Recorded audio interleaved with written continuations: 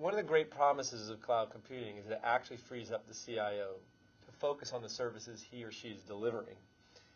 If you're free to do that, then think about how you might groom those services to deliver them as best you can. And at the end of the day, I think one of the things that we're really excited about at NEA is there's going to be new technologies that help manage and deliver those services in a way that has never been done before.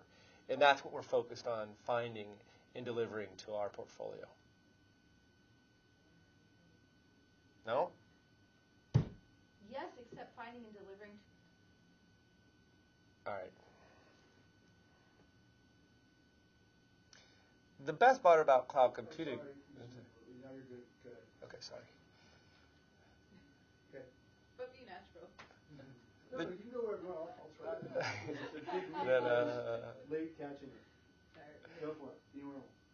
The true opportunity in cloud computing really has nothing to do with cloud computing, but rather freeing the CIO up to focus on the services he or she delivers to his constituents and his clients.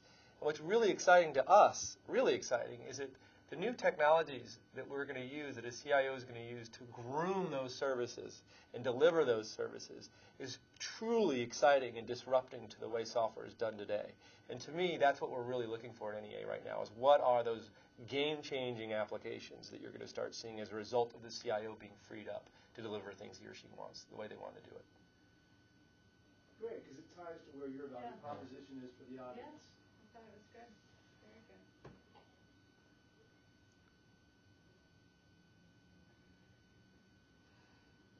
At NEA, we challenge ourselves a lot about being very best of breed. At NEA, we challenge ourselves a lot about being best of breed in certain sectors. And one of the things I feel strongly about because of the long number of years, I'm going to get there.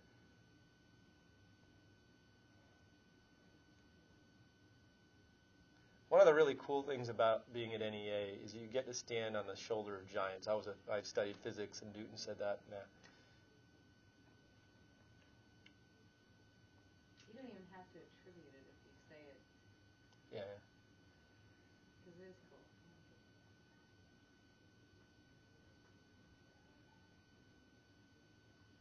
The talking outside is getting a little loud. Drop that out. Here's a laugh. It's like a whole group. We're rolling, and you have speed anytime. Some athletes sort of get in a zone when they've been immersed in a game for a long period of time. And one of the things I think is true of NEA is in the enterprise and infrastructure space, we've been doing this for 35 years.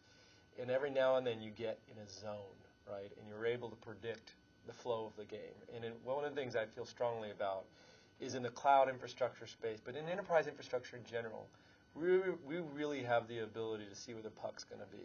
And we've taken advantage of that through investing in software as a service early on. And we've done the same thing in cloud computing in general here. And I feel very strongly that our portfolio is an industry-leading portfolio. And quite frankly, I think we're going to continue to be a leader in just defining how this entire infrastructure is going to work. And I think companies like Workday and EngineYard are already there. And we've got the teams to do it and to really change the way enterprise computing is done across the board. That's good. What's the rationale for 35 years? We've been around 35 years almost. Okay. No? 32. 30, whatever. Okay. If you're okay with that. Yeah. Oh, yeah. I'm not worried about really that. Good. I round up. That was good. Every now and then you see athletes who just sort of get in the zone. And the reason for that is they're so immersed in their field. And they're playing. I want to get experience in there. Every now and then you get the opportunity to see an athlete who's really in the zone, who can really dominate a game. And one of the things I think I feel really strongly about NEA is that we've been doing enterprise and infrastructure investing for over 30 years, and we've been market-leading thinkers for that time frame. And at some point, you actually begin to see where the puck is going to be after you've been doing things that long. And you take software as a service, for example, where we invested in WebEx and Salesforce, and we're doing it again with cloud computing and the next generation of software as a service with Workday and EngineYard. And I think we will fundamentally change the way the entire enterprise software market looks today. Good. That was still reserved, though, wasn't it? It was still. sometimes you see really great athletes get in a zone, and it's really the result of a lot of experience of focusing on their game. And NEA is really at the top of our game in enterprise and infrastructure. And the reason is that we've been investing in this sector for 30 plus years, and we've obviously innovated in the software as a service space. But I also think at this point we pretty much can see where the puck's going to be at this stage in things like cloud computing. And what makes me really, really excited is at this point I have got all the resources necessary, and our team has all the resources necessary to really disrupt this market.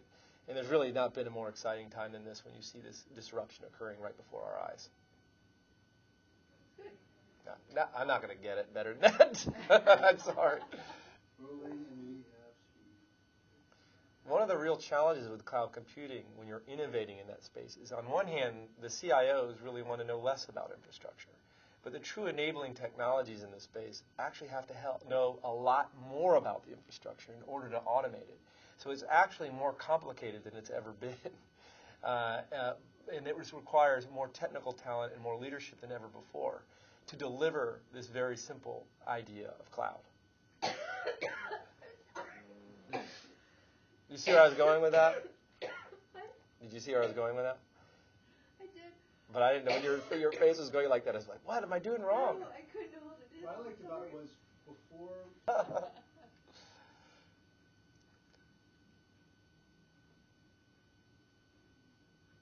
Yeah.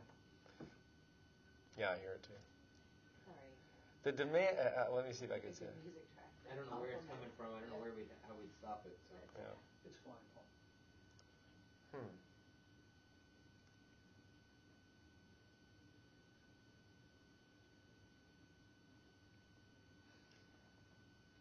The interesting thing about the promise of the cloud to me is the fact that, on one hand, it simplifies application delivery for the CIOs to achieve this vision of simplifying their data centers, for example. But actually, the infrastructure that allows that to happen has to be incredibly aware of the infrastructure. So it's actually the software we're developing today and the infrastructure that we're developing today is much, much more complex on behalf of the CIOs.